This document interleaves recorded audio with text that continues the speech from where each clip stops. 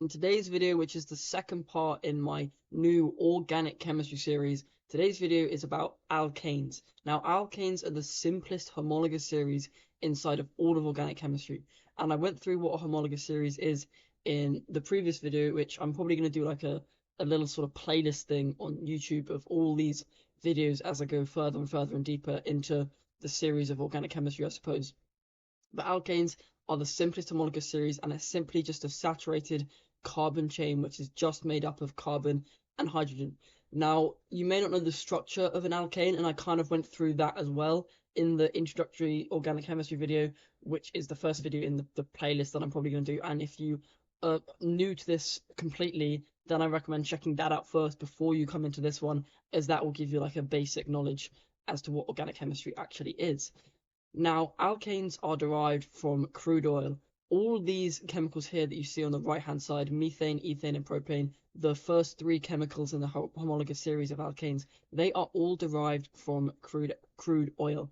Alkanes, as you see here, have the general formula of CnH2n plus 2, e.g. C10H22. They're mostly inert, but do have a few chemical reactions, which I'm going to go through in a separate video. But the majority of this PowerPoint, or whatever you call it, Google Slides, is going to be based off of crude oil and the things that you can do with crude oil. Crude oil is made from millions of different things that have been piled together over time, essentially. They're completely made up of hydrocarbons because all this stuff was built in the absence of oxygen, as you'll see down the bottom here. And it's mainly from years ago when small organisms in water, when the earth was basically just a big ball of water, when these things would die, they'd fall to the ocean floor, and over time, the sediment would pile on top of them. That would create this pressure, and all this plankton, their bones, their flesh, or whatever, would just be completely turned into these saturated, some unsaturated hydrocarbons, some interesting shaped hydrocarbons, and all that sort of stuff. Crude oil is just a vague sort of umbrella term for all the hydrocarbons that you could possibly get inside of organic chemistry, and that is where all these alkanes come from once you go through another process called fractional distillation, which I'm going to talk about on this side. Fractional distillation is an interesting process, and as you'll see here, it's where you get all the useful things that society uses from this one original substance, crude oil. Like you have liquid gas, petroleum, that's going to be your ethanes, methanes, propanes, butanes, and all that sort of stuff. Then your petrol, which is used to drive your car if you have a petrol car.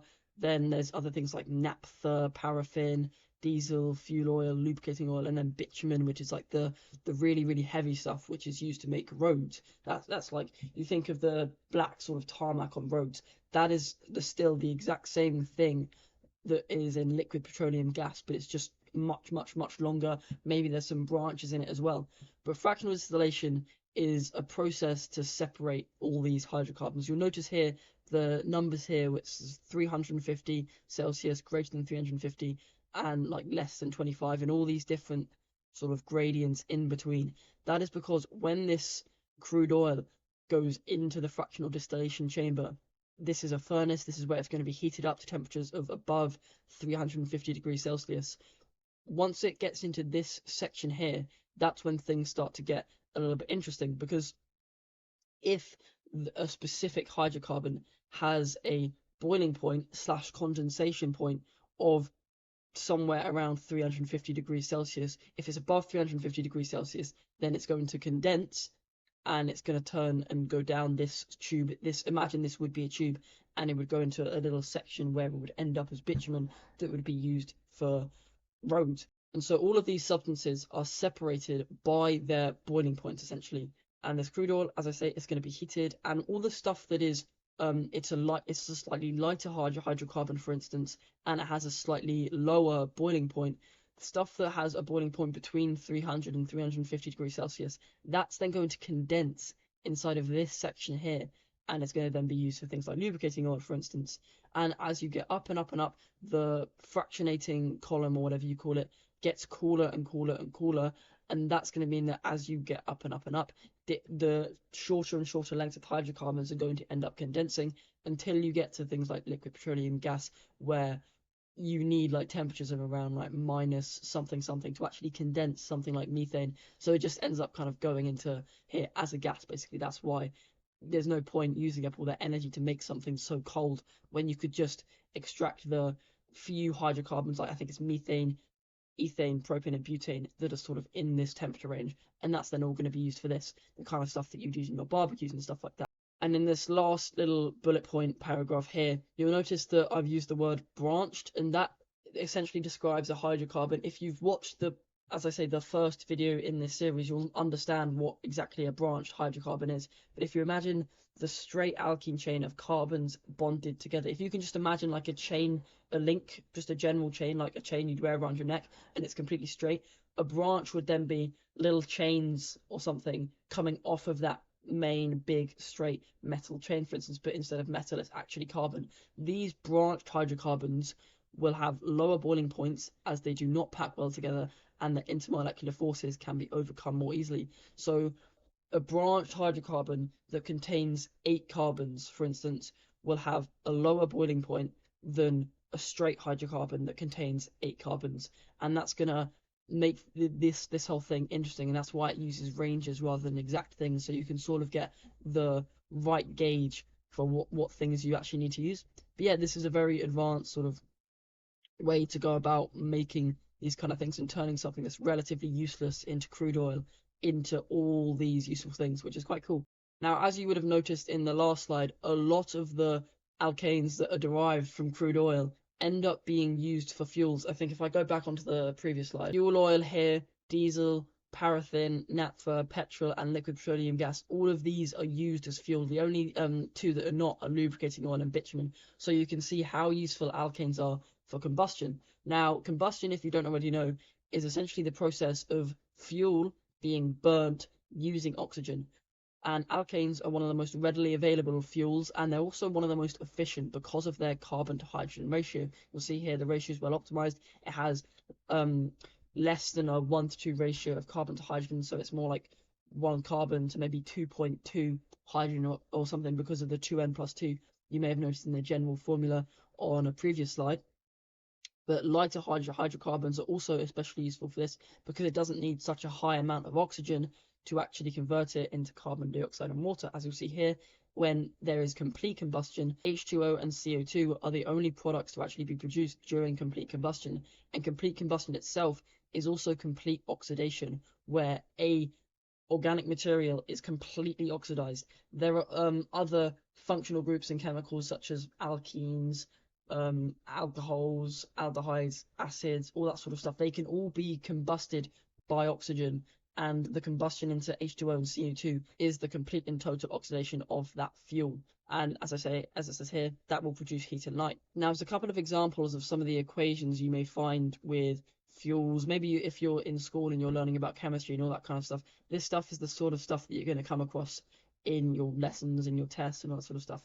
But the formula for methane is CH4, and you'll see all the general formula CnH2n+2 bodes true here as well. As I've just discussed before, the fuel, which is methane, is going to be burnt completely by oxygen to O2. I know it's not easy to represent here because you can't use like the little subscripts on the keyboard, or at least you probably can, but it's a lot harder than what you'd expect. And then that goes into complete CO2 and H2O. You'll notice the numbers before the chemicals, before like the if you imagine H2O, you'll notice here that it's got H2 and then O. If you had a 2 in front of that, that means 2 water molecules. This just means 2 hydrogen molecules inside of the water. So that means that the combustion of CH4, methane, and 2 oxygen molecules creates a CO2 molecule and 2 water molecules. And then you've got propane, the third member in the homologous series, needs 5 oxygen for 1 propane molecule, and that will then create 3 carbon dioxides and 4 waters. And whilst I'm here, I might as well go through the way that I like to balance these combustion equations. You'll notice that this molecule of octane has 8 carbons inside of its molecular structure, and CO2 on its own has 1 carbon. So an easy way to just balance the carbons immediately is to just add an 8 on the front, and that's balanced the carbons. And then you can just balance the hydrogens by on the water molecule adding half of the number of hydrogens there are, you notice that this is H20 and this is 10 H2O. If you do the 10 times the H2, that's going to mean that there's 10 H2s, so that means there's 20 hydrogens in total, so that the hydrogens and the carbons are balanced, and now all that's left is to balance the oxygens, and because the oxygens, they come on their own as an elemental on the left side of the reaction, it becomes very easy to balance because all you have to do is do 8 times 2, and that's 16 all you have to do is do 8 times 2, and that's 16 oxygens here. 10 times 1, that's 10 oxygens here. That is 26 oxygens in total. And so you have 13 O2 because it's an O2, not just a singular O. And that is how I like to balance combustion equations. And you can apply that to any sort of molecule of alkane, I suppose. And even if the numbers, when you add the O oxygens on this side, even if it comes to an odd number, you can just write it as a decimal before the O2.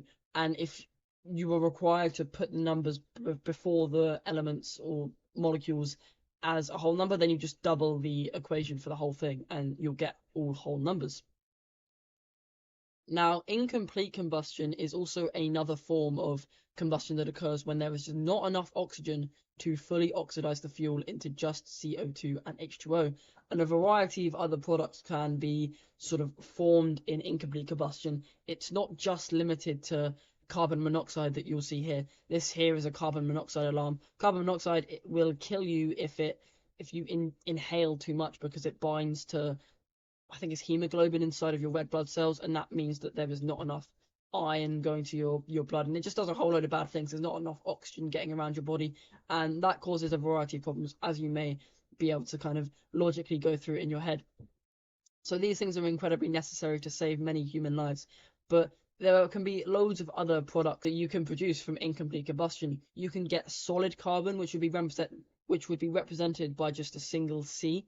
You can also get unburnt hydrocarbons. So if you're burning a really heavy fuel like C20H42, you might get little molecules of like C8H20 in there somewhere, just little unburnt bits of hydrocarbon. That's why lighter alkanes, things like methane, are much more efficient fuels than this oil and like coal and stuff like that, because it's lighter and you don't need as much oxygen. And even if there is a little bit of oxygen deprivation, it's not gonna have that much of an impact essentially. So that's a pretty good thing, right?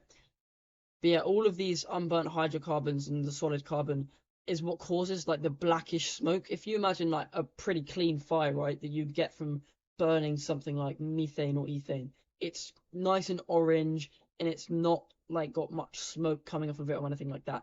When you've got smoke coming off of a fuel, that means that it's producing unburnt hydrocarbons and soot and just solid carbon essentially. Don't get smoke confused for steam though, because obviously water vapor is produced in this reaction because it's going to be so hot that this H2O is not going to be produced in the liquid form, and that can sometimes come out as like a grey color due to some impurities, but that is not smoke, that's mostly H2O. But if you've got like the blackish flame, that is going to be the solid carbon and unburnt hydrocarbons, and if you've got those around, then that's not a good thing. You may have seen in like fires and stuff when people are burning like rubbish, a lot of it comes out as these black hydrocarbons. That's because things like plastic is derived from crude oil, but it's just really, really long, and it's going to be a really inefficient combustion process, and that is incomplete combustion. Even if it does produce a flame, it's not completely just producing and turning that fuel into CO2 and H2O.